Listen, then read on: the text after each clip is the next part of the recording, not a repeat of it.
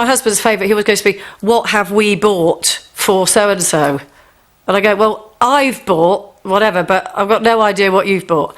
Always that, you know, and he asked me that on Christmas Eve. So if I did actually turn around and say, well, I've not bought anything, we'd be up shit creek. Delia and chums are topping up the pressure with their marvellous kitchen ideas that make it all seem like falling off a homemade Christmas log. They make it look so simple, so straightforward. I mean, how hard can it be?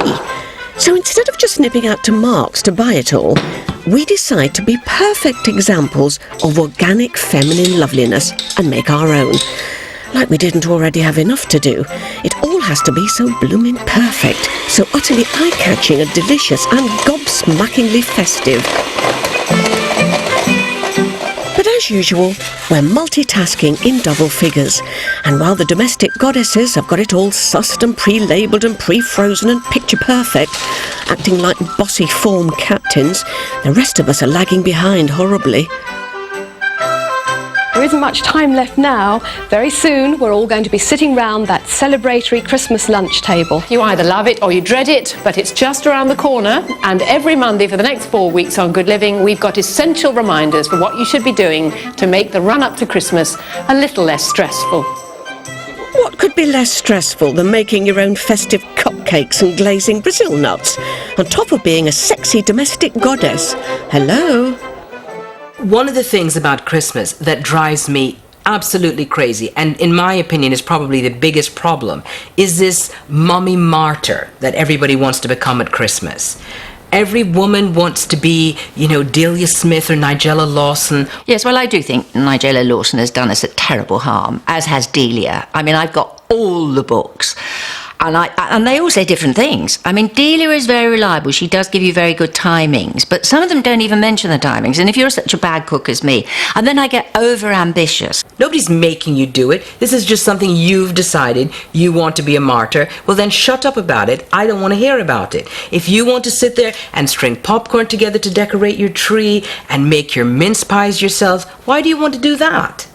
Don't complain to me. It's a day, but it's all got to be perfect. The stress, the pressure, it's got to be perfect for this one day. School playground is you know, a nightmare leading up to Christmas, because you do get these mothers whose complete raison d'etre in life is to make everything perfect, you know, and they'll sort of do the Delia thing, and they'll sort of come up and say, oh, you know, since Delia mentioned it in her book, I haven't been able to get hold of any ground mace. And I'm like, ground mace? Isn't that what you spray in the face of rapists?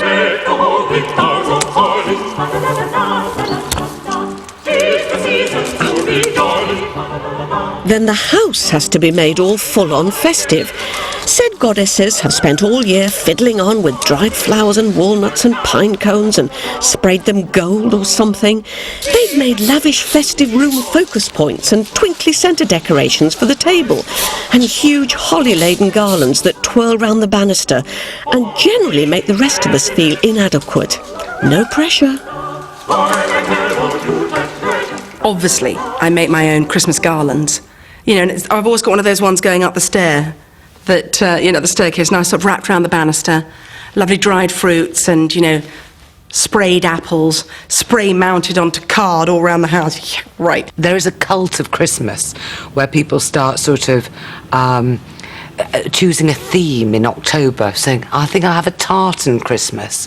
And then they sort of make their own decorations for the tree and maybe spray some walnut silver and all that sort of thing.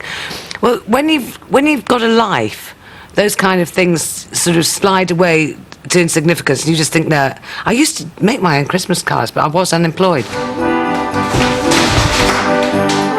Then people start sending you their wretched Christmas cards that are supposed to be cheery and festive, but just get you in a bad mood, filling up the house and making more clutter.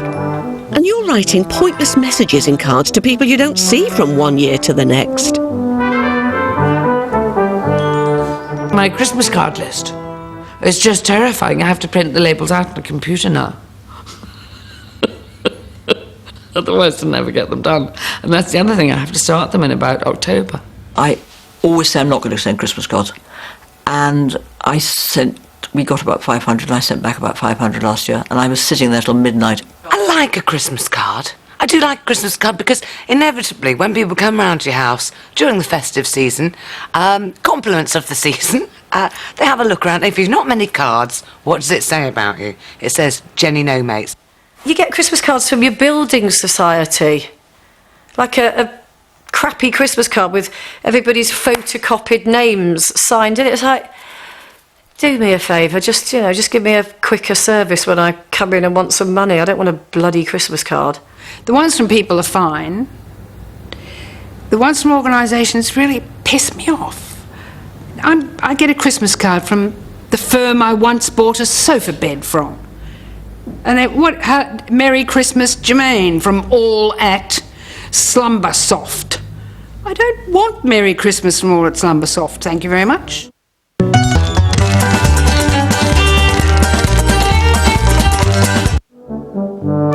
And should you send the Cohens a card because they do Hanukkah? And will the Chowdhuries want one or not? And should you do happy holiday cards instead? It's madness. Then some people send cute homemade ones that cover the carpet in stupid glitter or don't stand up properly. And they all have to be displayed and dusted around. And then there's the people who send you ones with their own beloved photos on the front that effectively say, we are all so smug and happy, or say, we're on a yacht and you're not, or we're rich and you're not. Where's the Christmas cheer in that? I do Christmas cards, which I just do a photograph, and usually it's a photograph of me looking a complete and utter prat, and I send that to people, and people might say it's a big ego trip, but I think it's just taking the piss out of myself. I love Christmas cards. And I make my own Christmas cards. And yes, our Christmas cards are a photograph of our family. I think that's very funny when people make the effort to dress their family up as, I forgot the names, Jesus and Mary, that was it. And Jesus' dad. William and Mary. Joseph. I forgot his name. I forgot Jesus' dad's name. I know some people that hand-make Christmas cards, hand-make their children's party invitations, and all you're thinking is, that's a Stepford wife. What really gets my goat are people who complain about, oh, it's naff to send homemade Christmas cards, it's naff to have Christmas cards with photographs. You know why? That's because you don't know your way around a glue stick, and you're probably not attractive enough to take a lovely photograph. That's my thoughts. Still, men can be relied on to look after one thing, the Christmas tree. But boy, do they make such a drama out of it. It takes them hours to get it in and out of the car, then they drag it in the house and scratch all the paintwork and spread the needles everywhere and generally make a dog's dinner of it all. Sometimes men can be such girls. His hunter-gatherer thing at Christmas is he has to buy the tree.